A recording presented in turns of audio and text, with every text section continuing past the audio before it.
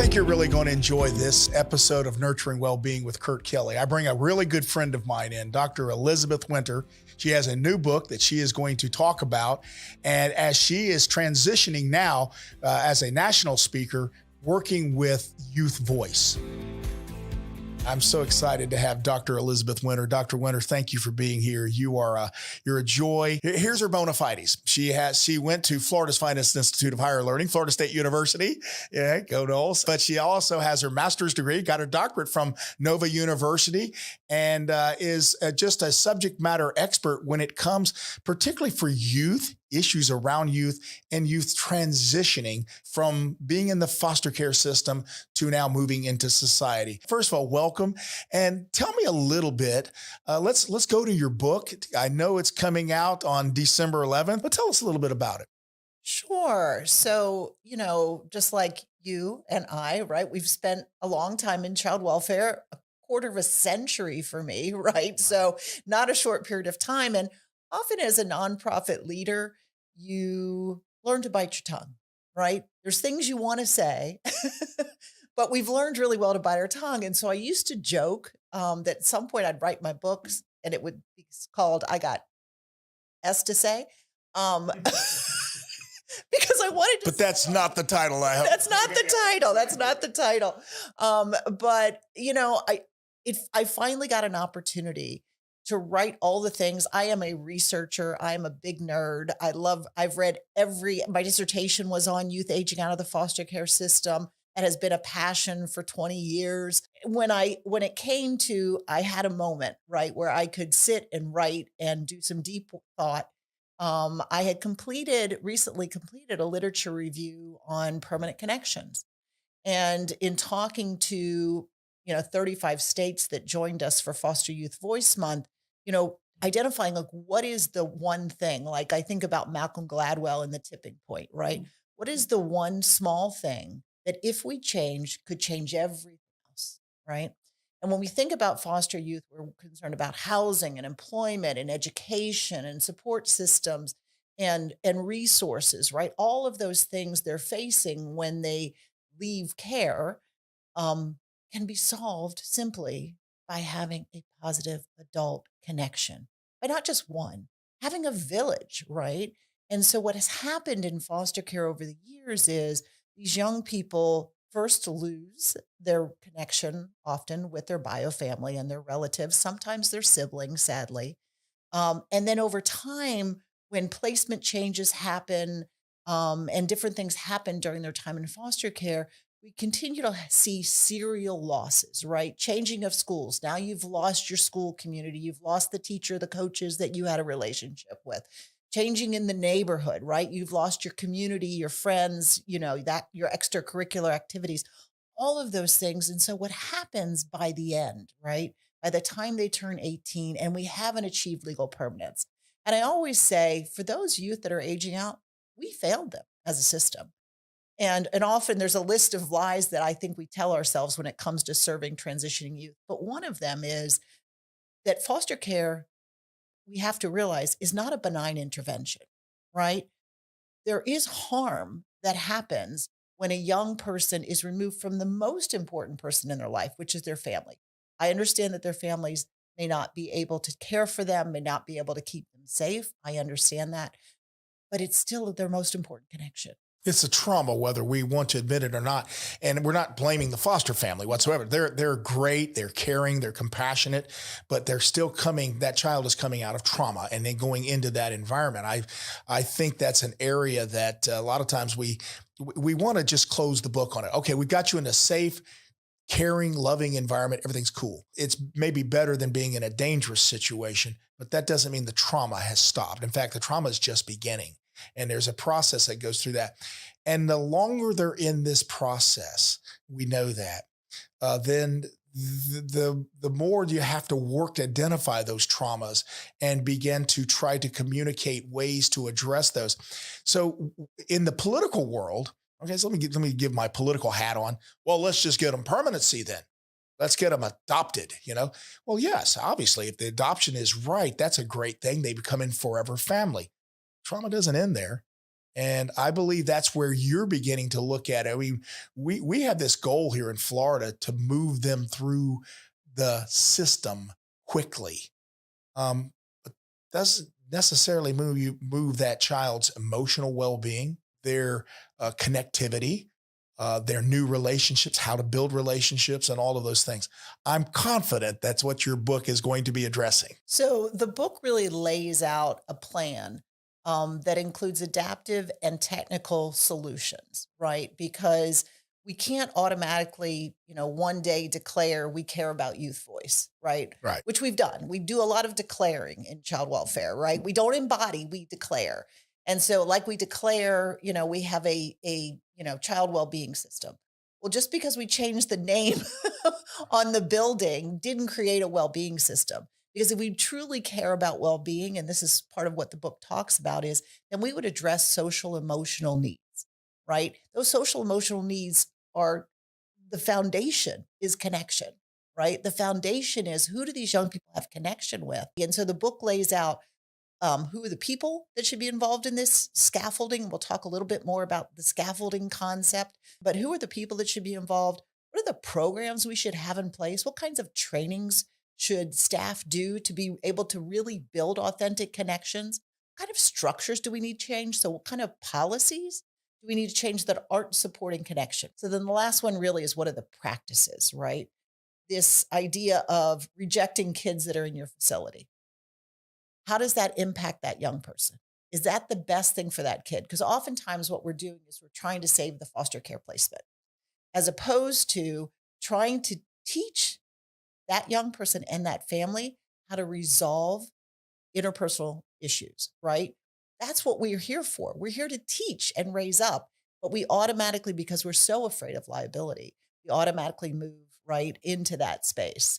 And so what the book lays out again is those adaptive challenges. So when we talk about youth voice, right now, I feel like, the feds have been saying this for 20 years that we should listen to voices, but it's not a technical thing.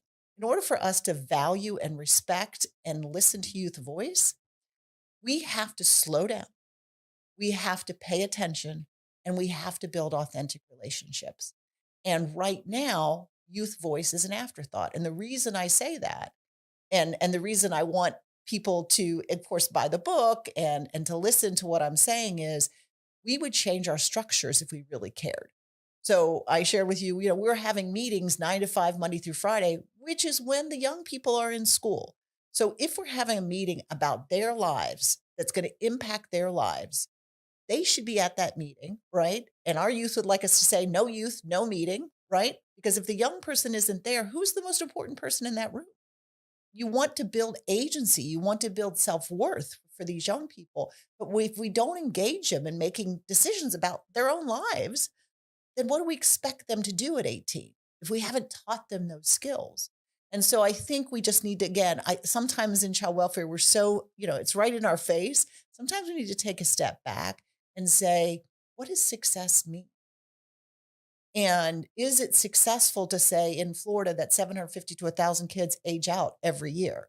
So we failed them. We didn't get them a family. We didn't get them permanency. But of all else, we could have gotten them strong relationships so that we're not trying to force them into independence. Independence at age 18, 21, 23 is a fallacy. That is not how the world works. And we should be shooting for interdependence. We should be teaching help-seeking behaviors. We should be, again, scaffolding. Because scaffolds, you think about a scaffold for a building, right? It supports the structure. Well, if the structure is we believe in permanent connections, how can we in child welfare support that structure? We can start by having our own authentic relationships. That's how it begins. Because then you're going to see who these youth are from a different angle.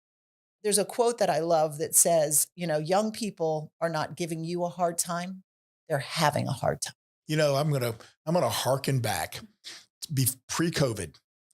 And you had a group of kids in Fort Lauderdale. Was it probably about 100 kids that you put on to just break in and begin to have conversations.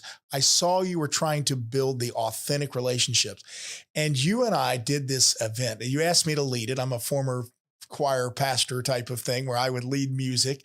And we took the tubes. You remember that? And I remember laying the tubes out there on the table, and the kids are coming in, and you can almost see them in their mind, like, what, whose dumb idea is this? But by the time we started doing it and we started talking about the differences and the unity and that, and when they started listening to the sounds that was coming out of that, it was pretty cool. It's the first time I'd done that. Boom whackers is what they're called. That's what they're called. Boom whackers. Yeah. And it was so cool to bring this group in and bring this group in. And I watched them, and all of a sudden there seemed to be an aha moment that was coming into them that understands that their participation in it has with other folks from diverse perspectives, diverse sounds. And then you took that. That combination, that was kind of, for me, it was kind of a cool thing. Now, you and I both worked on One Voice Impact. Our goal was to get youth voice throughout the system of care. Here's the part that I think that, and I know that your book it should probably be just the first of many to come, because, and I know it's a challenge to write books, but I have to tell you that the foundational principles, many of the things that we've seen kids coming through in and out of the system, they're missing some of those foundational things that families provide. We've got a new grandchild. I love to watch my daughter and my son-in-law, how they interact with this child all the time. Some of these kids never get that kind of action. And so we think by the time they get 18, well, we've had them in our system. We've treated them nicely. We've given them three hots and a cot, and we've done some good things for them. Now they're ready to go out and tackle the world. I mean, I think we're actually set up here in Florida to do better because of our model that we have. The community, it's not a one size fits all government model, but I think that we've got to turn the spotlight more on this in this area. Hopefully that's where you're heading with your next venture. Yeah. So first of all, I don't think I mentioned the name of the book. It's called Follow the Love and Permanent Connection Scaffolding. And the reason it's called Follow the Love, in my time in getting to know some of these young people, I have found that many of them already have people they love and people who love them. Often, because when we're talking to young people, we're often talking about placement. If you take placement off the table, you will open the window to other connections, because a relational permanency doesn't have to equate to placement, right?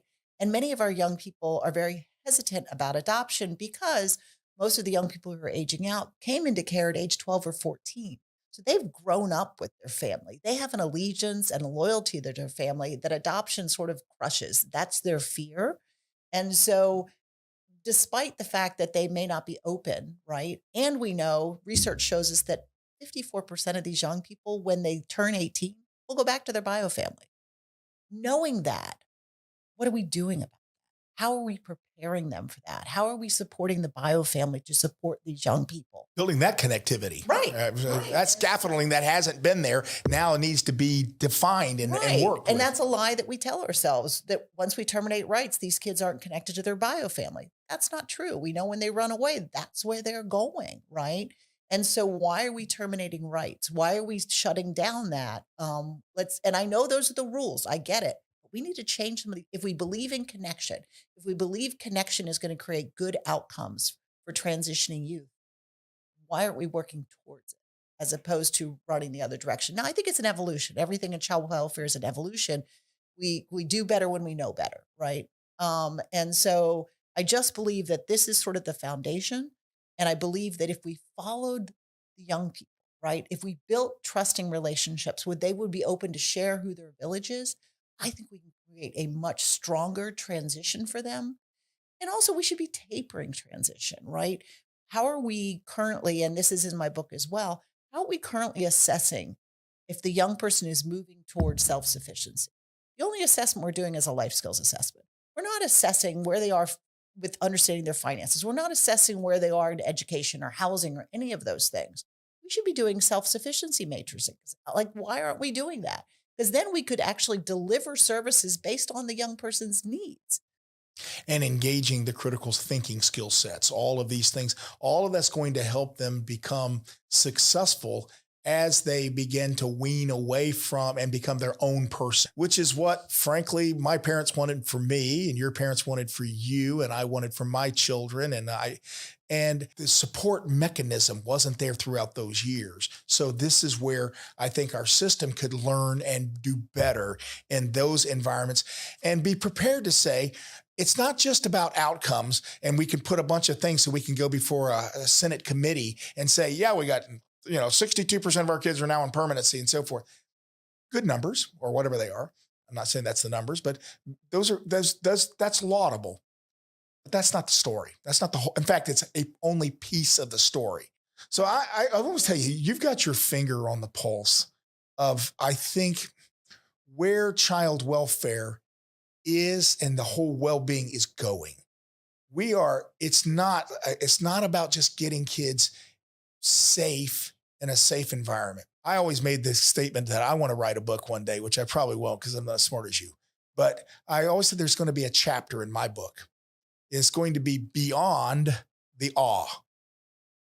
And people, what does that mean? Because when I tell people, what do you do? Well, I work with abused, abandoned, or organizations that are fighting for children. Oh, that's nice. No. It's challenging. It can be ugly at times. It can be traumatizing even for the people that are engaged in this process.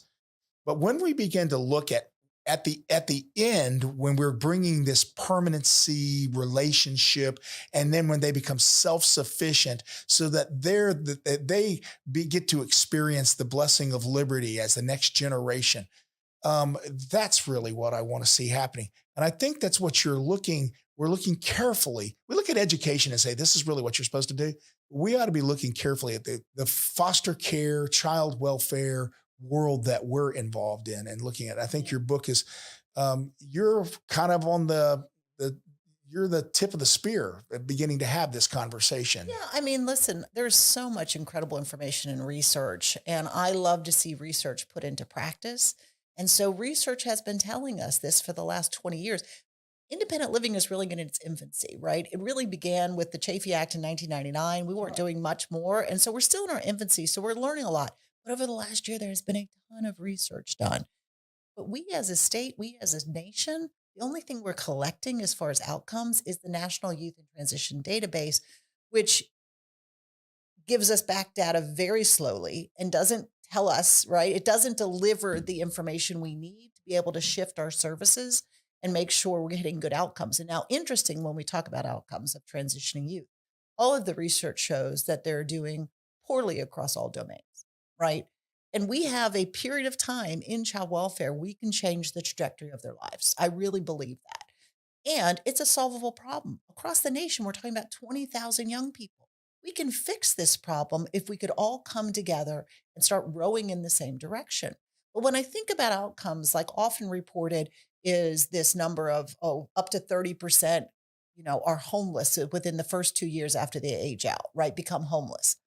And when I hear that number, first of all, when we say negative statistics, what are we trying to achieve? Like, what do I do with that information? Okay, you told me 30% are homeless. What do I do? How do I fix that as someone in the public? How do I fix that? But what I'm more interested in as a researcher is, tell me about those 70% who somehow found their way to housing, somehow housed themselves without real supports. I want to follow them around and figure out what they're doing, because that's the majority, right? We get so fixated on these negative numbers and they don't help our young people. Like, if I was a young person in foster care, I hear them say, "Oh, I'm not a statistic. I'm one of the, 3% that graduates from college." That's not something they should get excited about, right? And so I just think we're looking at it. We're talking about young people in a way that makes them see themselves as less than. And we need to be sharing those success stories, sharing that amazing, right? That you can achieve this. And we're here to help. Nat, when you talked about sort of the structure, the scaffolding structure is intended to come down at the right moment, right? It's not there forever. And for some people, it may be built longer. There may be portions of it that stay up longer. But when you talk about individualized treatment, if we could individualize our treatment, and take down that scaffold, when we see that young person succeeding in that area, we would have a different system. All right, so I'm going to say this too. I've got people all over the United States that we know was watching Nurturing Wellbeing. I was out in California, and I was with folks that do work like I do, and many of them, I didn't realize they were watching us, and they were watching. I hope they see what I see and what I know. And it's how you light up when you talk about this, how there's such a passion, but it's not just passion without the academic background and support. I know you to be a dynamic speaker. I know that you've been in front of large crowds. I know how you work, but it's not just as a model speaker, but it's somebody that actually brings ideas for solutions that can have real good outcomes. I think your book is going to be well received. I'm excited. I'm excited for it. Follow the love. You're going to do a book signing and all of that good stuff? We'll do a virtual book launch. Okay. We're looking forward to doing that. Very good. Yeah. Well, and I just want you to know that I think that with the opportunity to go all over the United States and talk about this, and even what you're going to hear from guys like me is, all right, once we begin to look at this, what can we do to offer political support for it? In other words, can we go in and look at policy that doesn't just come from think tanks out of Washington, D.C. or Tallahassee, Florida, or Sacramento, or any place like that, but that you begin to work with them and say, here's some policy that works, and so forth, and here will be the better outcome. I look forward to that conversation. Dr. Wynter, I know that you're going to be very successful in your next opportunity. First of all, I'm glad I could even get the opportunity to have you on this, because I know your schedule is about to get really crazy. We're very thankful for you. The opportunity to put your book out there and start this conversation. I'll give you the closing words. Anything you'd like to say? So I think the book, Follow the Love, that really talks about permanent connection scaffolding, is a path forward. And we need a path forward. We need to change the way we see things, change the way we value young people and their voice, and remember how important connection is. You know, as adults, you think about connection in your life and what that has meant for you and how that has enriched your life and supported you during hard times and been there during great times. Don't all of us need that? All of Right? us. All of us need connection and a sense of belonging. These young people don't know who they are and where they belong. And if you can imagine figuring out your identity going through the foster care system, it's very difficult. And so we've got to help them build agency and a sense of control and understanding of their lives. And we can do that. We have the power to do that. And I'm excited about that. Not only are we excited for what you're doing, I'm excited about your book, and I'm excited what your future is going to bring and how you're going to impact and have a real impact across the United States and, frankly, other places in the world. Thank you, Dr. Elizabeth Wynter, for being here with us today.